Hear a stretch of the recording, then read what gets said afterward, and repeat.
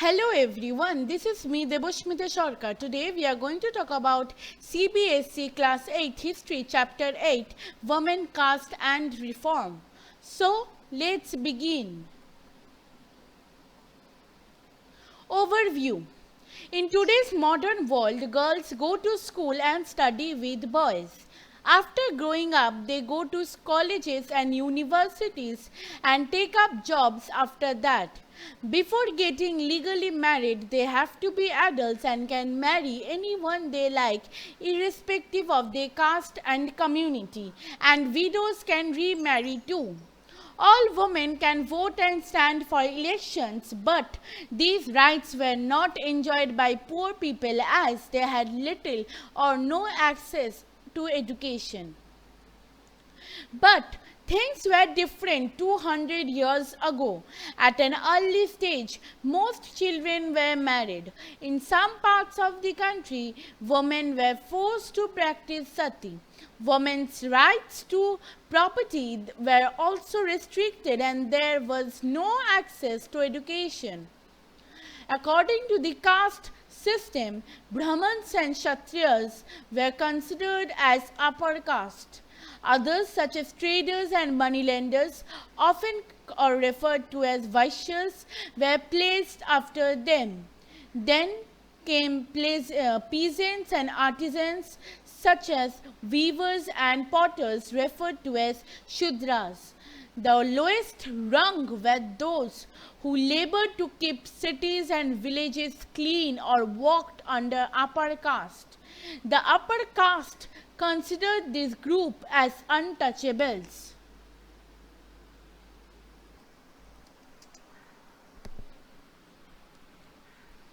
Working towards change. Debates and discussions about social customs and practices took on a new character.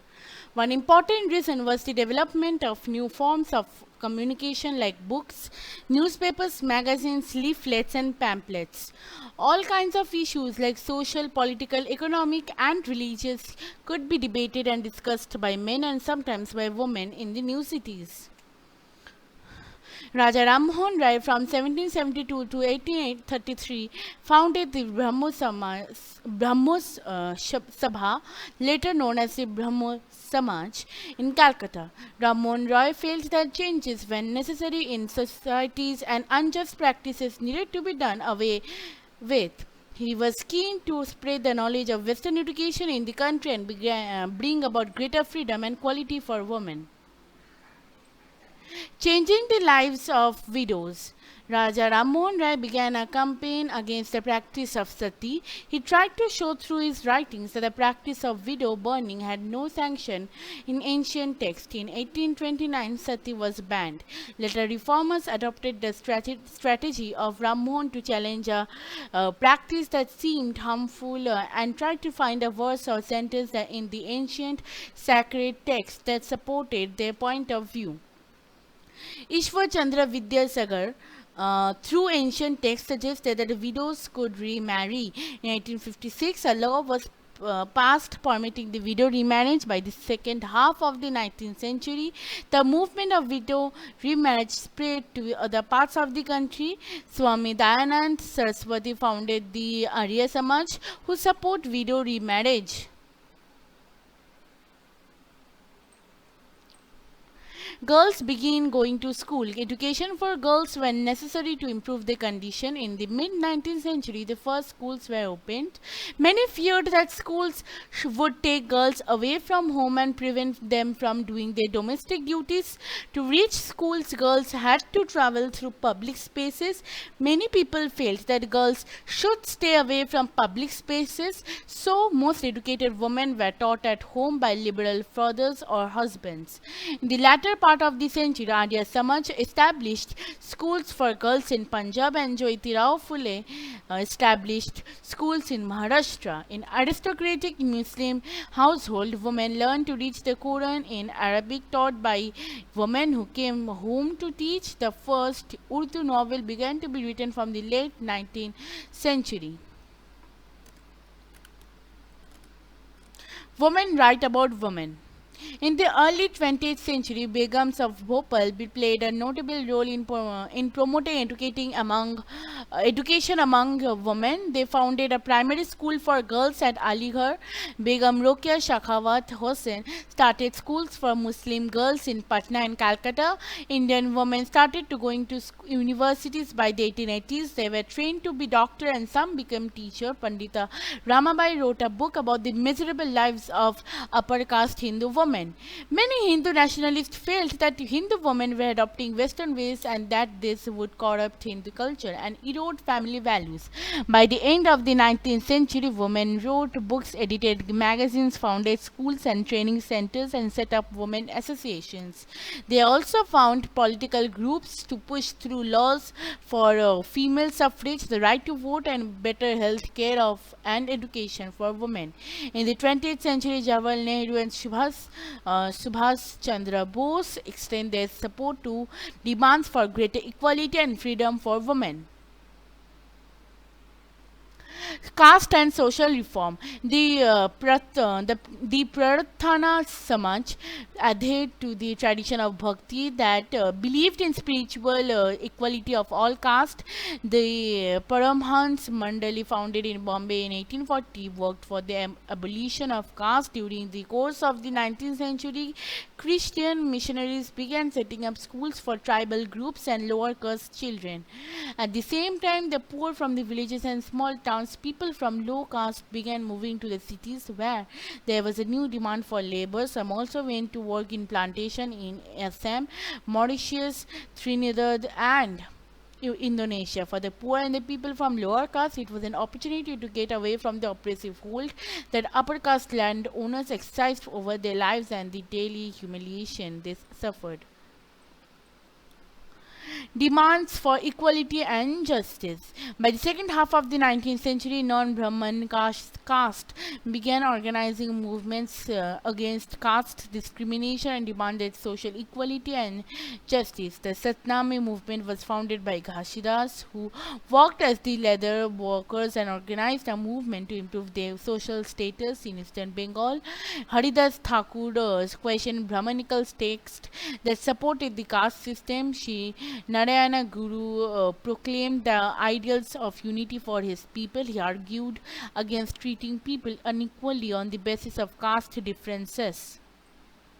Gulamgiri. Jyotirao Phule was born in 1827, who developed his own ideas about the injustices of caste society. According to him, Brahmins were Aryans considered as foreigners, came from outside the subcontinent, defeated the subjugated those who had lived here for before the coming of the Aryans. Phule said that the upper caste had no right to their land and power.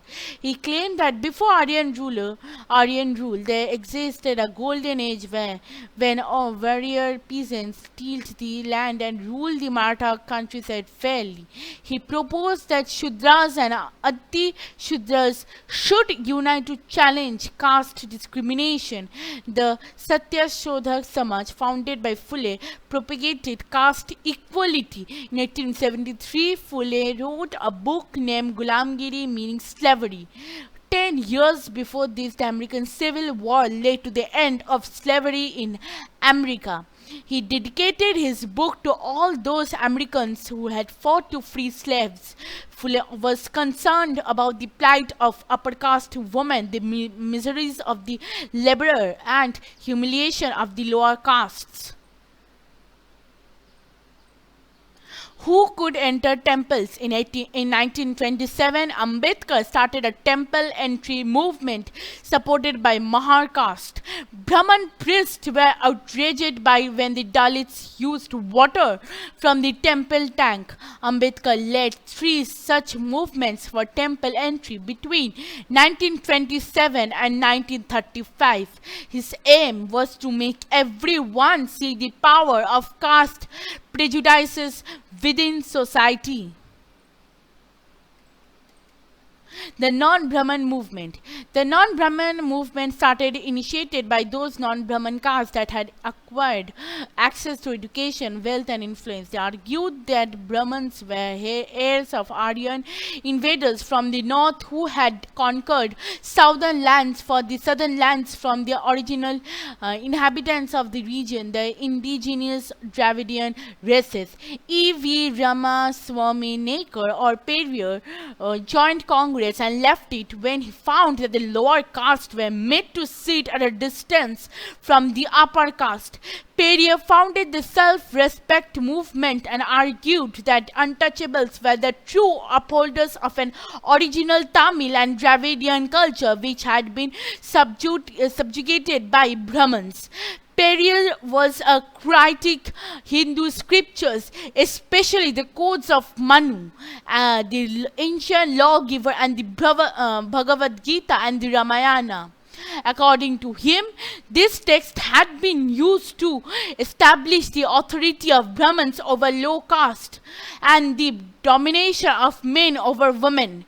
These assertions did not go unchallenged, which lead to rethinking and some self-criticism among the upper caste nationalist leaders.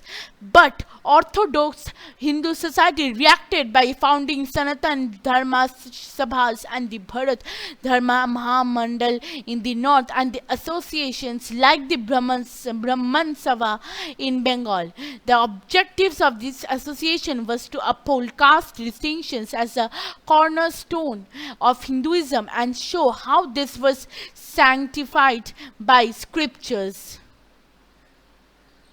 So with this we came to the end. Thank you. Please do like, share and subscribe to my channel. Don't forget to comment in the comment section below. Bye bye. Stay home and stay safe.